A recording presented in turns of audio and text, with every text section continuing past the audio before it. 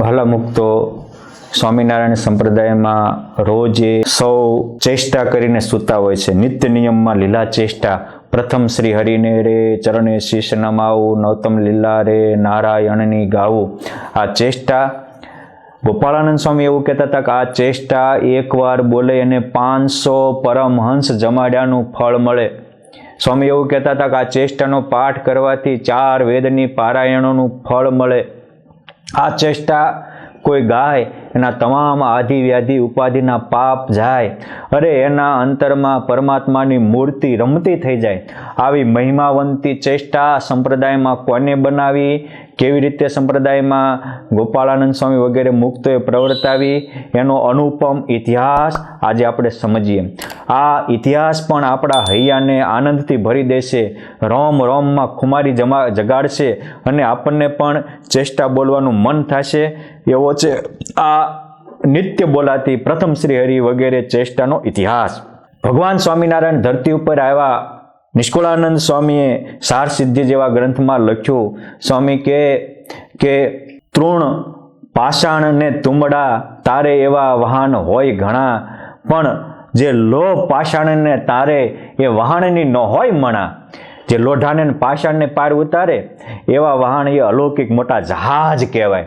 બાકી તણખલાને કે તુંબડાને તારે એમાં બહુ કહેવાનું નહીં. એમ સ્વામી કે આગે અવતાર અનેક થયા એને તારા દેવી જન, પણ દેવી આસુરી તારા દોયને એવા સહજાનંદ ભગવાન.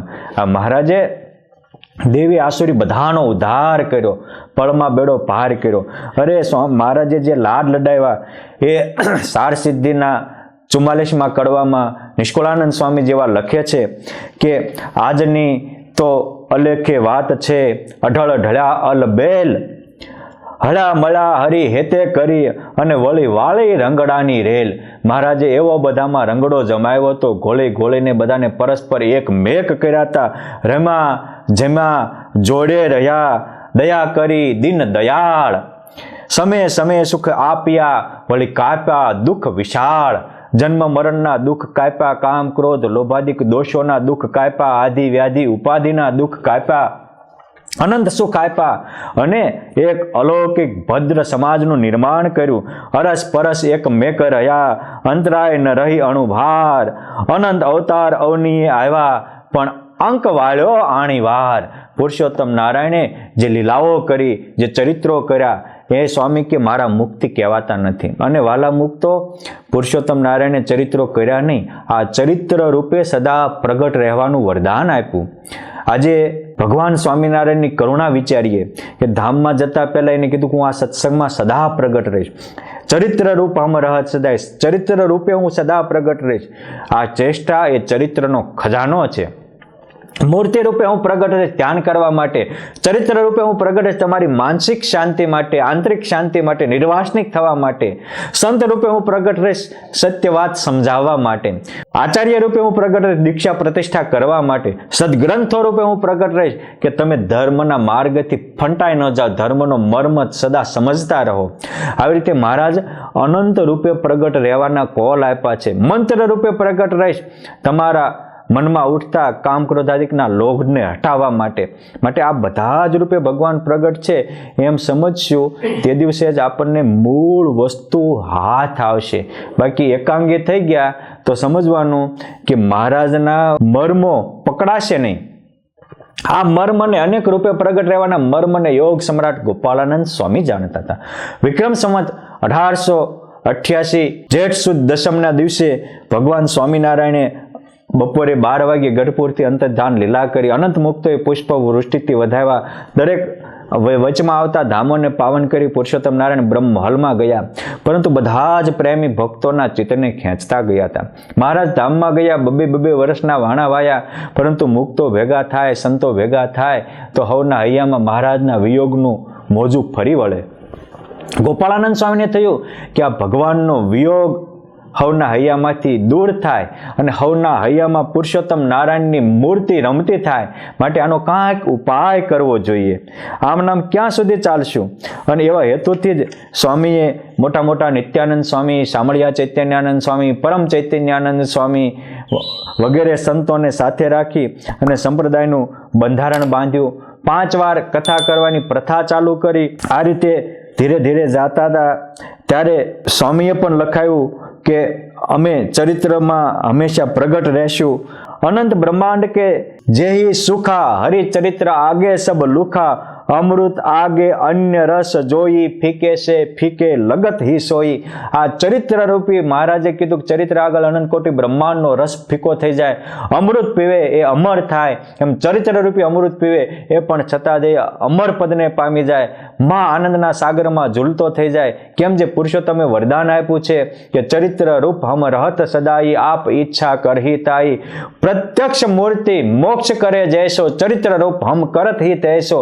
મહારાજે કીધું મારી પ્રગટ મૂર્તિ મોક્ષ કરશે, એવું જ ચરિત્ર રૂપી મૂર્તિ મોક્ષ કરશે. પરંતુ ચરિત્ર હવના હૈયામાં રમતા કેમ કરવા? આ વિચારમાંથી ગોપાળાનંદ સ્વામીના અંતરમાં એક વિચાર સ્ફુર્યો અને મહારાજે તો ત્યાં સુધી કીધું કે ચરિત્ર મમ ચરિત્ર અને મમ મૂર્તિ એક કરી જાને, યામે અણુ એક ન્યૂન ન માને, તાકે મોક્ષ में फरक न लेशा, श्री हरि ऐसे कहत हमेशा. મહારાજ કાયમ એવું કહેતા હતા કે મારા ચરિત્રો અને મારી મૂર્તિને એક અણુ જેટલું ન્યૂન નહીં માને, એના મોક્ષમાં એક દોરાવાય ફરક હું નહીં રહેવા દઉં. આવી હજારો વાર વાત કરી હતી. આ ચરિત્રો હરિના હવના હૈયામાં રમતા કેમ થાય? અને પછી વિક્રમ સંવત 1889 એટલે મહારાજ ધામમાં ગયા ને 2-2.5 વર્ષ થયા ત્યારે પ્રેમાનંદ સ્વામી ચૈત્રી સમયો કરવા વડતાલમાં આવ્યા હતા. ગોપાળાનંદ સ્વામીએ કીધું કે સ્વામી એક સેવા છે, બોલો ને. મહારાજના બધા જ ચરિત્રો તમે જોયા છે. મહારાજ સવારથી ઉઠતા અને રાત્રે પોઢણ લીલા કરતા. ત્યાં સુધીનું જે પરથારામાં વચનામૃતના પરથારામાં આપણે ગૂંથ્યું છે એના આધારે ચેષ્ટા તમે લખો. બધાને ગાઈ શકાય એવા સુગમ રાગમાં લખજો.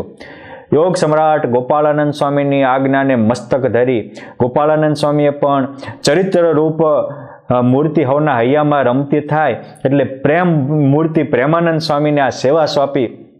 પ્રેમાનંદ સ્વામીએ યોગ સમ્રાટ ગોપાળાનંદ સ્વામીની આજ્ઞાને મસ્તકે ધારણ કરી અને મહારાજની તમામ ચેષ્ટાને હૈયામાં ગૂંથે જે વચનામૃતના પરથારાના અંતિમ ભાગમાં છે એના 10 પદો લખ્યા. એક એક પદમાં 10-10 પંક્તિઓ લખી. જે પ્રથમ શ્રી હરિને રે ચરણે શીશ નમાવું, નવતમ લીલા રે નારાયણની ગાવું. આવી રીતે પ્રેમાનંદ સ્વામીએ આ પદો લખ્યા. યોગ સમ્રાટ ગોપાળાનંદ સ્વામીને સંભળાવ્યા. સ્વામી એટલા બધા રાજી થયા, સ્વામીને ભેટી પડ્યા. પછી નિત્યાનંદ સ્વામીને બોલાવ્યા. નિત્યાનંદ સ્વામી આ ચેષ્ટાનું સંશોધન કર્યું. એ પદો બધાને ફાઇનલ થયા. આ મહારાજની ચેષ્ટા, મહારાજના ચરિત્રોના આ ચેષ્ટાના માધ્યમે ચરિત્રો હવના હૈયામાં રમતા થાય એવા હેતુથી આ પછી વિક્રમ સંવત 1889 ચૈત્ર સુદ પૂર્ણિમાના પવિત્ર દિવસે આ મહારાજના વચનને સત્ય કરવા સભા ભરાણી. રાત્રિની સભા તો ગોપાળાનંદ સ્વામીએ વગેરે ચાલુ કરી હતી. સાંજની સભા પૂરી થઈ પછી ગોપાળાનંદ સ્વામી બધાને બેસાડ્યા અને પછી કહ્યું એ થોડી વાર બેસો, મૂકતો. બધા બેઠા. પછી નિત્યાનંદ સ્વામીએ જ કીધું કે સંપ્રદાયના બંધારણમાં ચરિત્ર રૂપે પુરુષોત્તમ નારાયણે સદા પ્રગટ રહેવાનું વરદાન આપ્યું છે. આજે આપણે સૌને તાદૃશ્ય કરવું છે. માટે તમે સૌ આ પ્રેમાનંદ સ્વામીની લખેલી ચેષ્ટા બોલો. અને પહેલી વહેલી વિક્રમ સંવત 1889 ચૈત્ર સુદ પૂનમ તારીખ 4/4/1833 ગુરુવારના દિવસે વડતાલ ધામમાં પરમહંસોની ધર્મશાળામાં ગોપાળાનંદ સ્વામીના આચરણે આ ભવ્ય ચેષ્ટાનો આરંભ થયો. અને એ દિવસે બધા ચેષ્ટાનું ગાન કરીને સૂતા. કેટલાયને ભગવાન સ્વામિનારાયણે રાત્રે સપનામાં પ્રત્યક્ષ દર્શન દીધા, કેટલાયને હવારમાં મૂર્તિના દર્શન દીધા. ગોપાળાનંદ સ્વામીએ પણ કહ્યું કે આથી આ ચેષ્ટા કંઠસ્થ કરજો, ગાજો. કેમ જે? અને બીજાને શીખવાડજો. કેમ જે? આ ચેષ્ટા જે કોઈ ગાશે એને 4 વેદ, 6 શાસ્ત્ર, 18 પુરાણ અને ભારત આદિ તમામ ઇતિહાસો સાંભળવાથી જે ફળ મળશે એવું આ પુરુષોત્તમ નારાયણના ચરિત્રને સાંભળવાથી ફળ મળશે. ભૂમાનંદ સ્વામી પણ આ વાતને પૂર્તિ કરી કે ભાગવત આદિથી કોટી ગણું મહિમા છે આ ચરિત્ર તણું. કેમ જે આ તો અવતારીના ચરિત્ર તત્કાળ કરે સૌને પવિત્ર. એટલે અહીંયા સ્વામી લખે છે કે આ મહારાજના ચરિત્રોથી રસસભર આ પદો નિત્ય બોલજો. જેમ ચિંતામણીથી જે ચિંતવે એ મનોરથ પૂરા થાય, એમ આ ચેષ્ટા એ ચિંતામણી છે, તમારા તમામના મનોરથ પૂરા કરશે. એટલે તો ગોપાલાનંદ સ્વામીએ તો આનું નામ રાખ્યું હતું લીલા ચિંતામણી. પ્રેમાનંદ સ્વામી પણ આનું નામ લીલા ચિંતામણી રાખ્યું.